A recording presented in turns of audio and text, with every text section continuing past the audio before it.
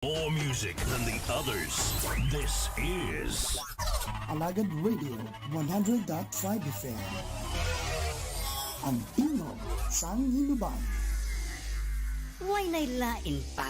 Lami ahoy.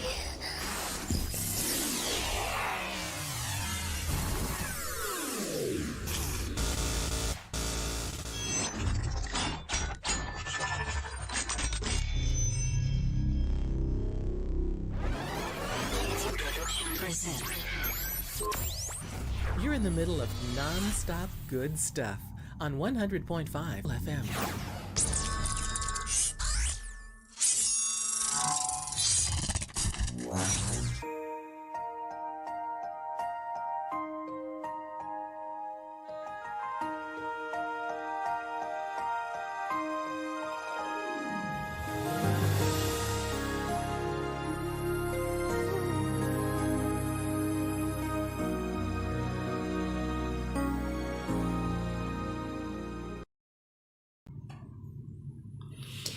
Abiyan mayo nga dira sa imo kag welcome sa atong nga palatuntunan ang Ilonggo Daily Light from God's Word Radio Broadcast. Nagalin pa diri sa Bay City Fellowship Baptist Church, Bay City, Negros Oriental.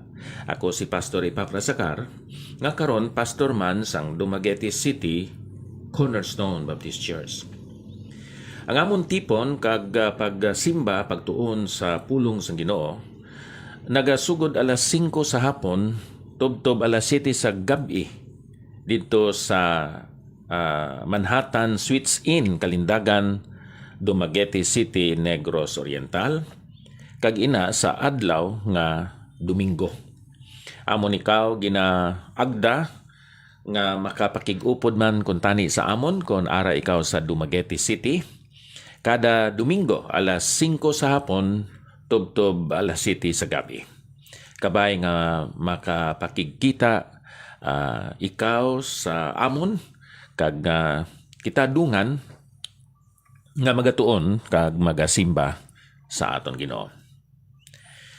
Karon ang aton pagapamalandungan amo ini ang ekspresyon permi naton nga mabatian ilabi na gid sa pagtililipon sa mga Kristiyanon inang ekspresyon nga praise the Lord. Praise the Lord. Hallelujah. Praise the Lord. Ang iban mas sila na praise. Praise. Now, ining ekspresyon o kon phrase nga praise the Lord. Isa ini ka exhortation halin mismo sa Ginoo. Pinaagi sa mga manog salmo diri sa Balaan Kasulatan. Praise the Lord. Isa ini ka sugo nga kinahanglan buhaton sang mga Diyos nun nga mga tao dito sa daan nga katipan. Kag bisan pa diri sa bag-ong katipan. Kag sa aton nga panahon karon. Sugo ini sang aton nga Ginoo. Siguro mamangkot ikaw nga ang kita dayaw, praise sa Ginoo. Why is it that we should praise the Lord? Since this is a command, ano inang praising the Lord? Aton i-distinguish o i-differentiate abyan ining glorify the Lord, worship the Lord, and then praise the Lord. Inang glorification of the Lord, amoy na ang pagpakita o kon ang pagpahayag sang kinaiya o kon mga kinaiya sang Dios.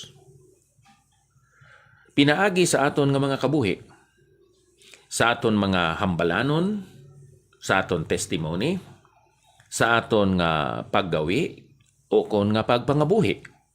Mahimaya ang Dios pinaagi sa aton. Ano gali nga mga kinaiya sang Dios nga aton ipahayag pinaagi sa aton mga hambal, sa aton nga mga kabuhi, sa aton mga buhat. Ining ginatuwag naton nga absolute attributes of God. Inang absolute attributes of God Amo ina ang mga kinaiya sang Dios nga wala niya ginapaambit sa mga tao. Para sinang iya omniscience, ang iya paghibalo sang tanan nga mga butang. Kahapon, karon, kag ang umalabot.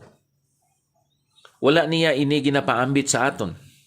Oo, ginhatagan kita sang balahan nga espiritu nga amo ang magagiya sa aton sa pagpili sang mga matarong maayo kag mga Diosnon nga mga butang. Pero wala gina-share sang balahan nga espiritu ang iya kinaiya nga makaibalo ikaw kag ako sang tanan nga mga butang. Ano ang problema, abyan, kung ikaw kag ako makaibalo sang tanan nga mga butang? Siguro ang mga maayo, no? Aton lang man ni ilustrasyon. Tungod kay ikaw nakahibalo sang tanan ng mga butang, kay balo ikaw kung ano nga numero ang gwa sa STL o kung sa sweepstakes. Agod nga makadaog ikaw sa mga 100 million pesos. Kay ikaw nakahibalo nga sa muning nga adlaw ang muning magagwa nga kombinasyon sa sweepstakes. Okay. Magadaog ikaw sang 100 million. Pero sa tapos ang duha ka semana, imo man naibaluan nga hold upon ikaw kag pagapatyon. Malipay kaayhan abyan nga bisan ikaw kay balo sang kombinasyon sang numero sa sweepstakes, pero after that tapos nga ikaw makadaog pagapatyon ikaw. Mahimo bala nga ikaw magmalipayon? Kahibalo ikaw sang tanan nga mga butang pero hindi ikaw makahimo sang tanan nga mga butang. Kay kung ka pariyo ikaw sang Dios nga you can stop anybody nga nagatingwa sa pagpatay sa imo. So, maayo. Pero kay wala niya ikaw ginpaambit sinang iya omnipotence, ang iya lang nga omniscience. So mangin masamok, critical, confusing, masubo ang imo kabuhi. Now, inang glorification sa ngalan sa Ginoo, pwede man naton ipahayag ang iyang relative or moral attributes. Amo na mga kinaiya sang Dios nga pareho sang bugay, sinang kaluoy, gugma, pagkabalaan, pagkamatarong nga ginapaambit niya sa aton. So, amo na ang glorification. Whenever we glorify God, we testify, we say, we declare the attributes of God through our lives, through our testimonies, through our conversations, kagiban pa. Now, ang ikadua, ang worshiping the Lord. So, glorifying the Lord, karon ang worshiping the Lord. Ang worshiping the Lord, abyan, amo ini ang pagkilala kag pagpasalamat sa Dios kung ano siya, kag kung sino siya. Ang aton nga ginasimba, abyan, amo lang ang Dios. Wala na kita galuhod, nagasimba, nagadayaw. Sa kay bisan sino nga gindeklarar nga matarong kag balaan sang simbahan, kundi si Ginoong Hesus lang. Hindi ka man gani makasimba sang kumplito gid sa kay Ginoong Hesus. Imo pa simbahon pa ang iban gid nga mga tao nga ginisip nga balaan kag matarong. So diri na lang kita gid sa kay Ginoong Hesus, sa aton Dios, nga aton siya pagasimbahon sa aton nga kabuhi. Now ining praising the Lord, ikatatlo, amo ini ang pasalamat sa Dios tungod sang iya nga ginahimo, sang iya works. Sang iya works. So, anong ginhimo niya sa imo? Ang iya ginhimo sa imo amo ang paghimuno sang imo kinanglanon, paghatag sa imo sing mayong lawas, pagsabat sa imo mga pagampo, paglikaw sa imo sa mga malain nga mga tao, bisan pa sa masakit kag bisan pa sa hinali nga kamatayon.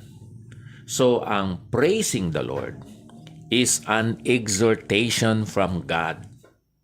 Ikadua, ang praising the Lord is also your exaltation. Your exaltation. Amo ini ang imo resulta, ang resulta sa imo kabuhi, reaction nimo tungod sa mga ginhimo sang Dios sa imo kabuhi. Nagakalipay ka, exultation. Amo ina ang exaltation. Ang imo pagpahayag sang imo kalipay. Ikatatlo, it is also your exaltation. Exaltation. Ang pagpahayag sang kaayo sang Dios sa imo kabuhi, sang pagdumala sang Dios sa imo kabuhi, kag sang bugay sang Dios sa imo kabuhi. Mayo ni sa English, it is your demonstration of the goodness of God,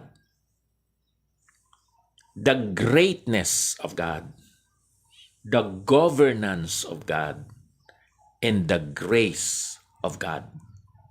Amoy na ang kabangdanan kun nga ikaw kag ako mag-praise the Lord. So it is your exaltation, it is your exaltation. Tungod kay amo ini ang exhortation, ang sugo sang Ginoo. Karon diri kita sa ikaapat. Masubo ini kay ginhimo lang ini ekspresyon. Liwaton ko abya, no? Praise the Lord is an exhortation from God. Praise the Lord is the demonstration of your exaltation in God, ng pagkalipay nimo sa Ginoo. Ikatatlo, praise the Lord is your exaltation of God. Kag ang masubo, ikaapat, praise the Lord is merely an expression sa mga Kristohanon. Bisan wala nagahuna-huna, nagapinsar, praise the Lord. Ginhimo na lang nga ekspresyon inang praise the Lord. Nga wala na gani ginabatyag sa ila nga mga tagipusoon. So kung amoy na ang imo ginahimo nga wala sang paghuna-huna kag pagbatyag sa imo nga kasing-kasing o tagipusoon, imo nga gingamit ang ngalan sa Ginoo sa wala sing kapuslanan. So, hindi ba lang sugo man diri sa Ten Commandments, thou shalt not use the name of the Lord your God in vain? Kung wala nimo ginahuna-huna ka ginabatyag nga naghambal ka lang sang praise the Lord, nga hindi sa lugar, gingamit lang nimo inang praise the Lord, subong lang nga ekspresyon. Wala nimo ginhuna-huna, kag wala nimo ginbatyag ang imo paghambal sang praise the Lord. So apat ka butang, abya, no? Praise the Lord is an exhortation from God. Praise the Lord is a demonstration of your exaltation in God. Praise the Lord is your sincere exaltation of God. Ang masubo mo ni praise the Lord as only an expression sa imong kabuhi. Kabay pakuntani, subong Kristohanon, amoy nigid ang panglantaw naton sining pulong o pululungon nga praise the Lord. So ari diri ang leksyon nga aton makuha. The phrase praise the Lord should be one's common expression, should not be one's common expression, but genuine exaltation of God's providence in his life. Ano na ang providence? Ang pagdumala. So ang providence sa Ginoo mo ni ang iya protection sa imo kabuhi, ang iya provision sa imo mga kinanglanon, kag sang iya preservation sang imo nga kabuhi. So amo ini ang akon pahayag sang pagpamalandong naton karon sining phrase nga praise the Lord. The phrase praise the Lord should not be one's common expression but genuine exaltation of God's providence in His life. Diyos nga balaan, amay namon, salamat sang imo nga katutong, kaayo sa amon nga mga kabuhi. Kabay sincero kag sa tinagipuson gid, amon gamiton ini nga phrase, praise the Lord, sa pagpahayag sang amon nga pagdayaw sa imo. Sa ngalan ni Ginoong Hesus, Amen. Gusto ako nga magpasalamat sa aton mga kaabyanan nga naga-tanaw karon diri sa aton nga Facebook Live, no? So wala pa kita makahalin sa sining aton nga studio. Dira sa kay Mikaela Bakang, good morning Pastor, salamat, God bless. Juna Casyon, good morning Pastor, good morning man. Jing Gonzales, good morning Pastor, okay lang, kamusta ka? Jessica Tom Enriquez, good morning Pastor, watching with you, thank you. Eliher Martires Grace, good morning Pastor, salamat, God bless. Sister Sharon Guerra, salamat sa inyong pagtanaw karon diri sa aton Facebook Live. Halin pa diri sa Bay City Fellowship Baptist Church, ako si Pastor Epafras Acar sa aton programa Ilonggo Daily Light from God's Word Radio Broadcast. Madamo gid nga salamat. No greater love